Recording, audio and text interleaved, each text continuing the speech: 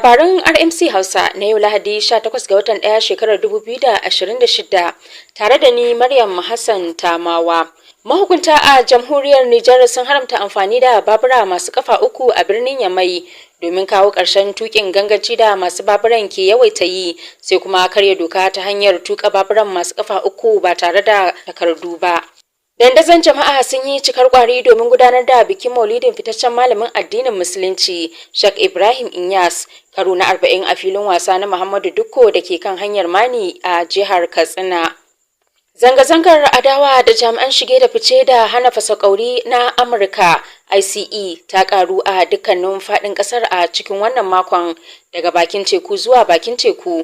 Masu zanga-zanga suna zanga-zangar adawa da karuwar cin zarafin da jami'an ICE ke yi da kuma neman a kore su daga yankunan su yayin da suke neman a yi adalci kan kisan Reni Good. Dubban mutane sun taru a wuraren shakatawa na jama'a, sun yi zanga-zanga a wajen gine-ginen gwamnatin tarayya, sannan suka yi tattaki a manyan garuruwan birnin domin nuna adawarsu kan matakin da gwamnatin Trump ta ɗauka na hana shige da fice a cikin ƙasar.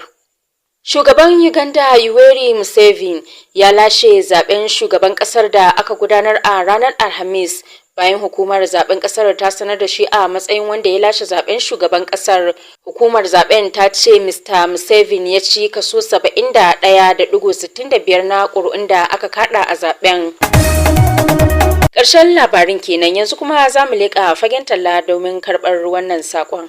Jama'ar Katsina da kewaye albishirinku, shahararren kamfanin naku na Kalamu Wahid da suka dade suna kawo muku kayan sawa kala-kala na maza da mata irin su atamfofi, leshikan zamani, takalman maza da mata da kuma akwatunan hada lefe na kidan tashi. Yau ma sun sake bude wani katafaren wurin sayayyar zamani mai suna Kalamu Wahid Shopping Mall da ke sabon titin Kwado kusa da kamfanin katako. Za ku ga wani katafaren bene a rubuta Kalamu Wahid Shopping Mall. Ina amarya da uwar gida ko kuma masu muradin sayan falle-fallen atamfa ko kuma leshe rantsatsu na zamani to suna saidawa Kalamu Wahid Shopping Mall. Ku zo ku yi sayayyar da ran kuke so cikin farashi mai sauki da rangwame a Kalamu Wahid Shopping Mall. Dadin dadawa suna fitar da atamfofin biki ko suna ko kuma leshika kala-kala irin wanda kuke so na taron kecere ne. Kada ku manta, duk girman atamfa ko leshi ko kuma shadda Kalamu Wahid za su iya baku falle idan kuna da muradi. To mi ya rage illa iyaka kawai ku zo Kalamu Wahid ku ga kaya kuma ku sai kaya don biyan bukatar ranku.